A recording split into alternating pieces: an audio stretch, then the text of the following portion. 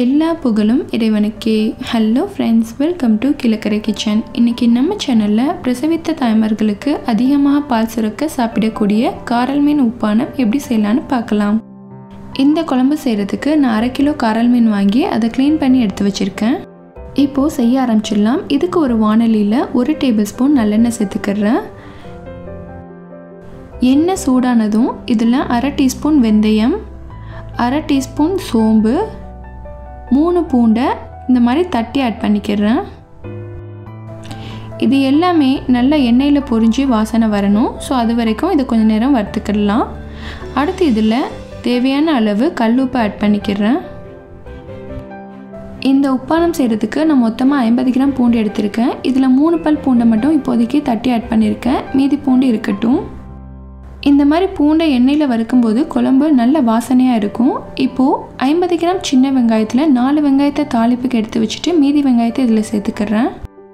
அப்புறமா மீதி இருக்கக்கூடிய பூண்டையும் சேர்த்துக்கிடலாம். இது கூட ஒரு கொத்து கருவேப்பிலையும் ஆட் பண்ணிக்கிறேன். இப்போ எல்லாத்தையும் நல்லா மிக்ஸ் பண்ணி விட்டுக்கிடலாம். இப்போது சேர்த்த வெங்காயமும் பூண்டும் கொஞ்சம் நேரம் வதங்கினதுக்கப்புறம் இதில் குழம்புக்கு தேவையான அளவு 2 டம்ளர் தண்ணி ஆட் பண்ணிக்கிறேன். இந்த குழம்பு ரொம்ப திக்காக இருக்காது, கொஞ்சம் தண்ணியாக தான் இருக்கும். இப்போ இதில் நம்ம மசாலா பவுடர் சேர்த்துக்கலாம்.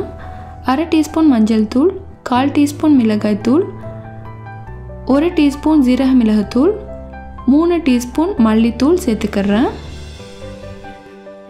இப்போது சேர்த்த மசாலா எல்லாமே கட்டி இல்லாமல் நல்லா கரையிற வரைக்கும் கலக்கி விட்டுக்கிடலாம். இதில் நம்ம பச்சை மிளகாய் எதுவும் சேர்க்க போகிறது இல்லை. இந்த குழம்புல காரம் கொஞ்சம் கம்மியாக தான் இருக்கும். இப்போ இதை மூடி போட்டு மசாலாவோட பச்சை வாசனை போகிற வரைக்கும் இதை கொதிக்க வச்சுக்கலாம். கொதி வந்துடுச்சு. இதை ஒரு தடவை நல்லா கலக்கி விட்டுட்டு இப்போ இதில் நம்ம ஏற்கனவே க்ளீன் பண்ணி எடுத்து வச்சுருக்க காரல் மீனை சேர்த்துக்கலாம். இதை ஒன்றா நம்ம குழம்புல சேர்த்தோன்னா அது ரொம்ப டைம் எடுக்கும். ஸோ அதனால் இதை அப்படியே நான் மெதுவாக கொட்டிக்கிறேன்.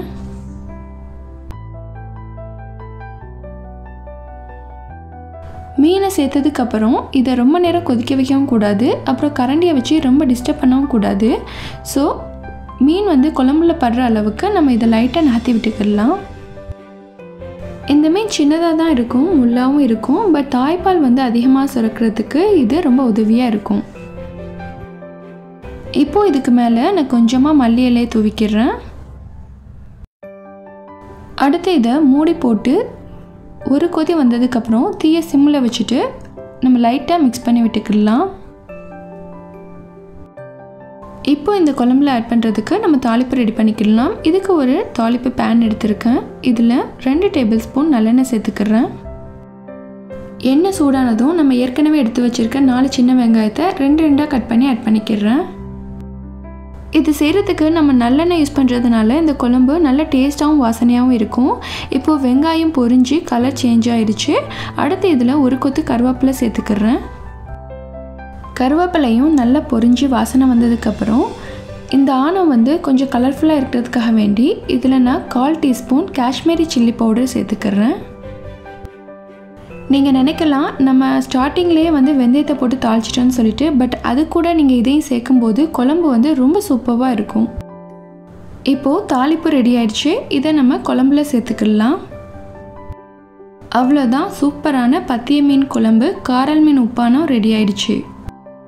பிரசவித்த தாய்மார்களுக்கு அதிகமாக பால் சுரக்க இந்த மீன் குழம்பு செஞ்சு கொடுங்க. கண்டிப்பாக உங்கள் எல்லாருக்குமே இந்த ரெசிபி ரொம்ப யூஸ்ஃபுல்லாக இருக்குன்னு நினைக்கிறேன். அண்ட் இந்த வீடியோ பிடிச்சிருந்தா please like, comment, share and subscribe my channel. Thank you.